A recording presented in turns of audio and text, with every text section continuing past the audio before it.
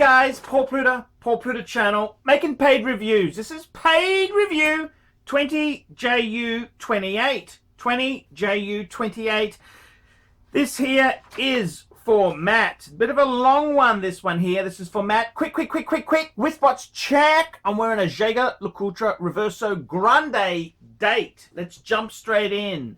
Hi Archie, I hope you're well. I've sent you some money via PayPal for a collection review. You will find a Word document attached. And he sent me some pics. Okay, here we go. Please use my first name only. Yes, of course, Matt. Hey Arch, long-time viewer and big-time fan. You're one of the realest dudes on YouTube, and I respect your candor and honest behavior. Yes, you are occasionally ridiculous, but your channel cuts right through the bullshit whilst providing some good old-fashioned entertainment. Yes, I'm an entertainer. That's right, guys. I'm an entertainer here to please. Now, I've sent me $75 for a collection review because it's, let's be honest, no self-respecting YouTuber does shit for free. Some background, I'm in my early 30s and have been collecting for about 3 years now and have seen many pieces come and a handful of pieces go. I have 8 watches in my rotation and would love to get your perspective on the lineup as well as the thoughts around a few pieces to consider down the track. All pieces include full box papers. My wrist is 6.5 inches.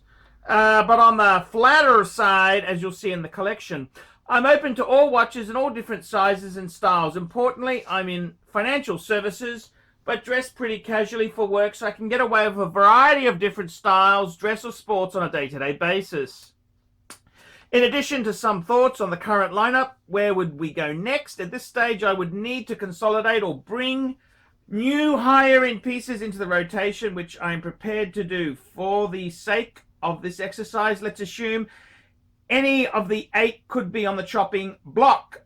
The pieces I'm considering are IWC Tribute to Paul Burr Edition 150 years, Patek Philly 5396G Annual Calendar, Blancpain Le Mans Perpetual Calendar Chronograph, and a Vacheron and Constantine Histories Triple Calendar 1942.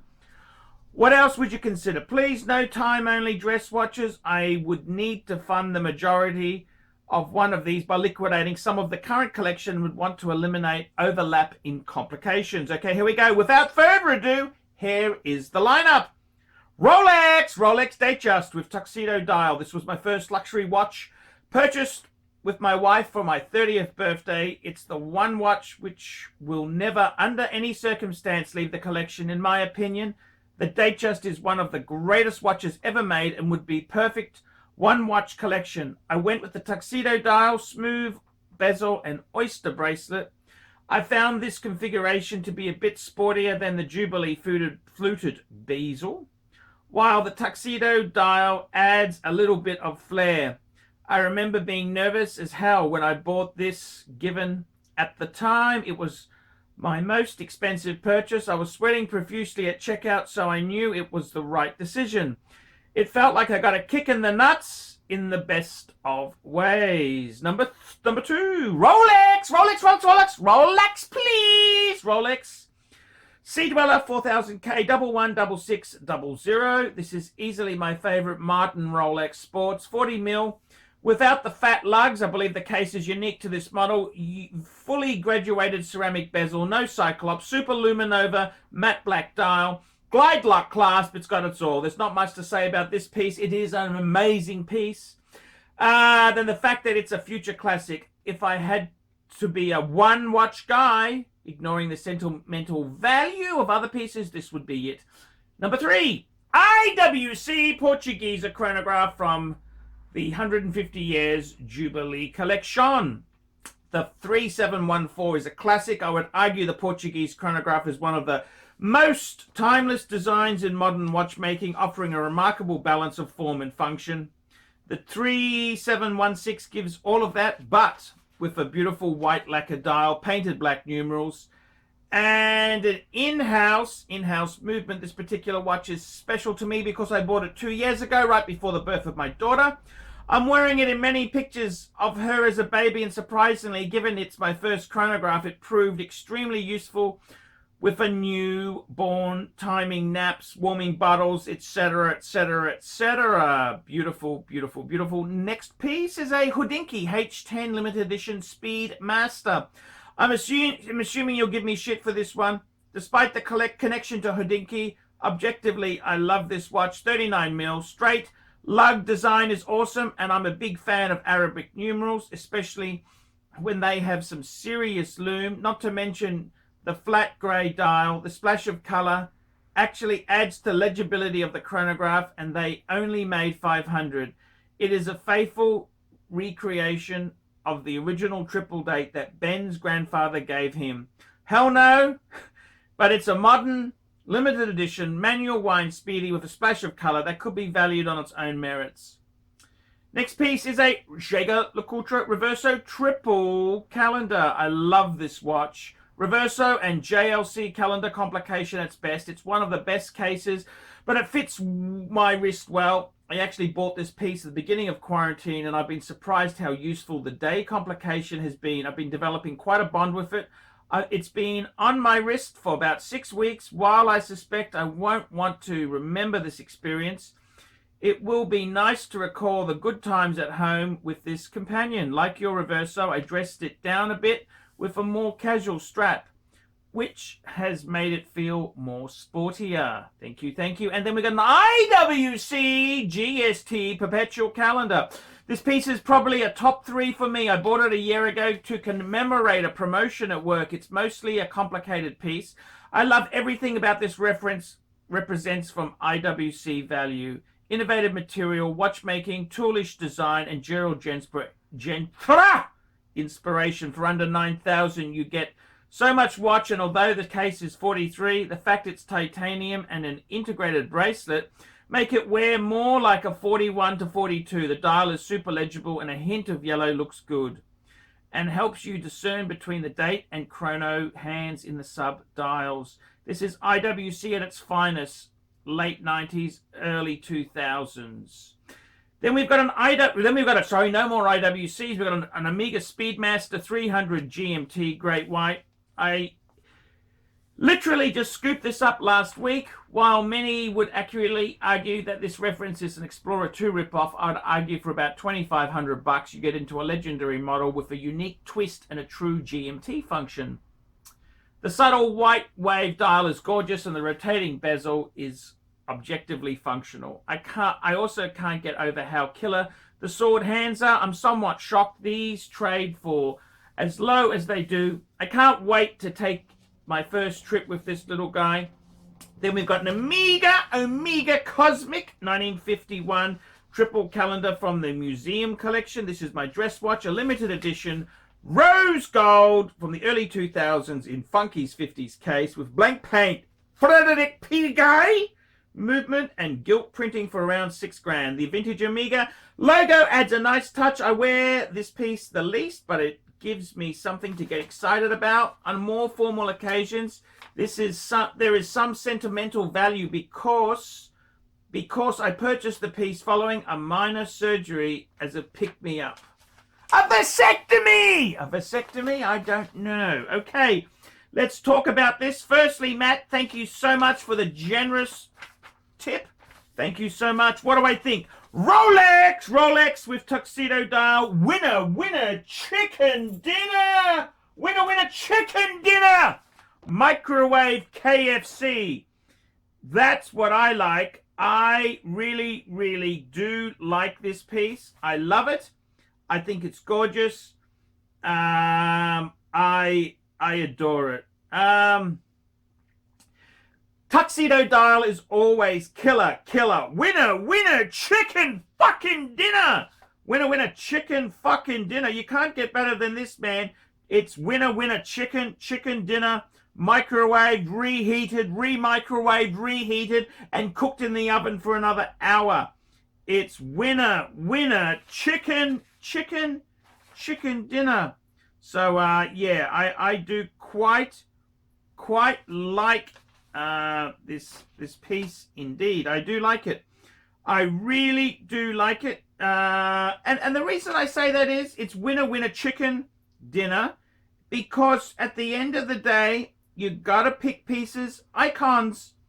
You want to get out of something, man, get the icons, get the icons, get the icons. So I'm just telling you my opinion. That's right. That is my opinion there. So let's have a look here. I can't see anything wrong with going for icons. That's what I want, is icons, man.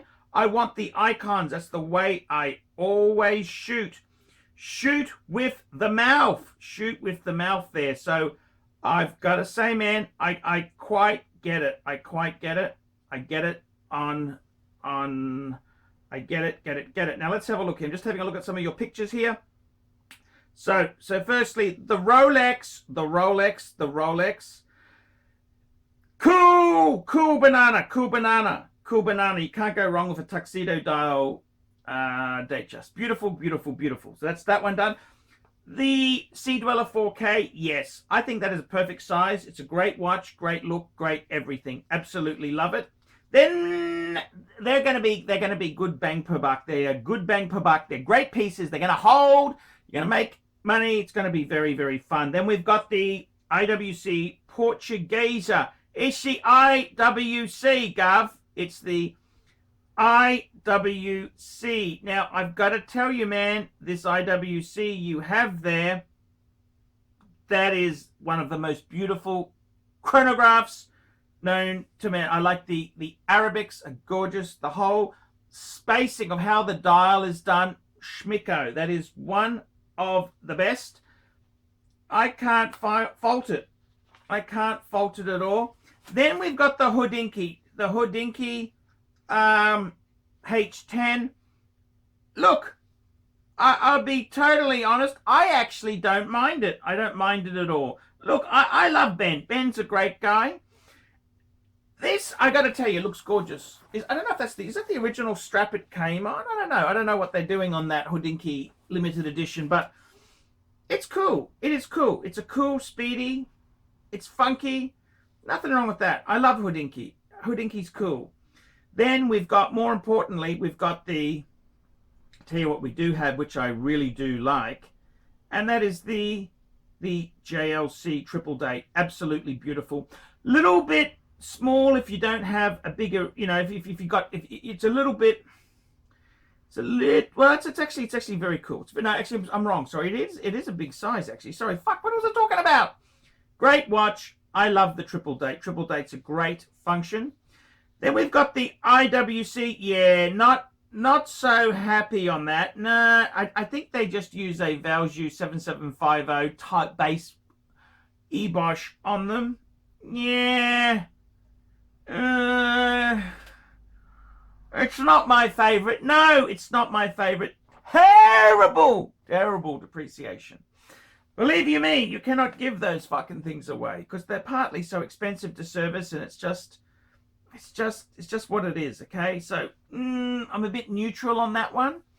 Then we got the Omega. I got to be honest with you there. The Omega, I like it. Yep, it is a bit of an Explorer 2 ripoff in an Omega twisty way, but it's okay. Then we've got the triple date, your vintage 1950, or it's a reissue 1951 triple calendar.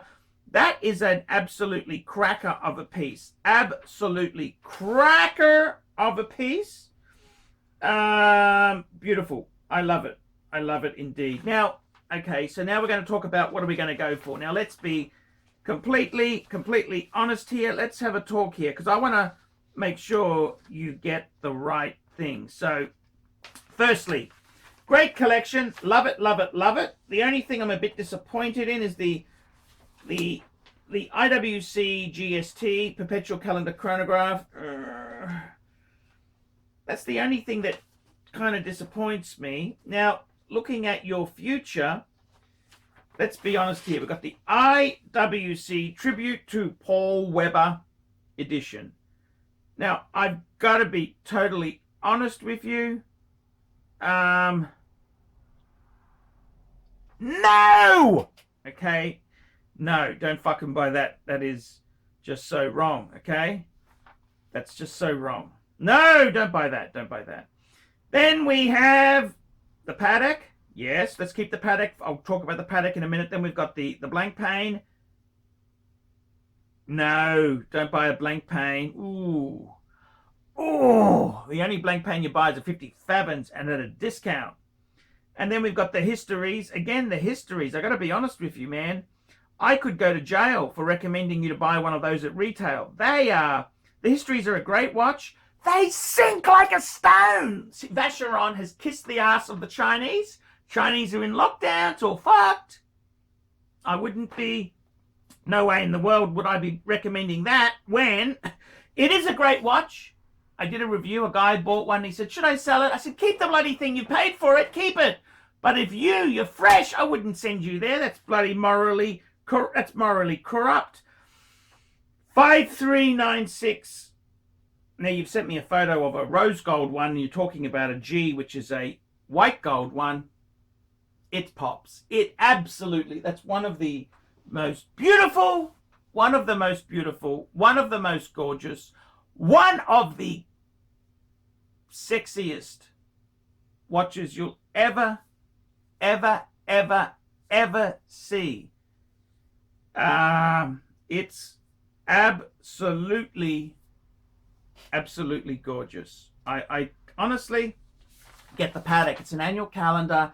It's so reminiscent of the 3448, which was this is where they've kind of taken the DNA from. That was a classic, that was the first perpetual calendar automatic.